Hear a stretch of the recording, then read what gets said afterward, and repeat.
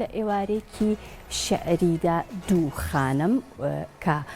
ئەم کۆڕیان لەلایەن ڕێکخراوی CDO ئێوارە ژوانێکی ئەدەبی بۆ هەردوو خاتون کنێر عەبدوڵڵا نووسەر و چالاکوانی بواری ژنان و هەروەها خاتوو ڤینۆس فایق کە یەکێکە لە شاعیرە دەست و خامە ڕەنگینەکان لەگەڵ ژەنیار گۆڤند بەرزنجی ڕێخست وە هەروەها یەکێکیش لە کتێبەکانی خاتوو کنێر عەبدوڵڵا کە پێشتر بڵاو کرابەوە لەو کۆڕەدا ئامادەیی هەبوو و بە ئیمزای خۆی بڵاو کرایەوە جارێکی تر. لە ئێوارێکی شعریدا ڕێکخراوی CDO ئێوارە ژوانێکی ئەدەبی بۆ خاتوو کنێر عەبدوڵڵا نووسەر و چالاکوانی بواری ژنان و خاتوو ڤینۆس فایق و ژەنیار گۆڤند بەرزنجی ڕێخست هەروەها یەکێک لە کتێبەکانی خاتوو کنێر بە واژۆی خۆی بەردەست بوو.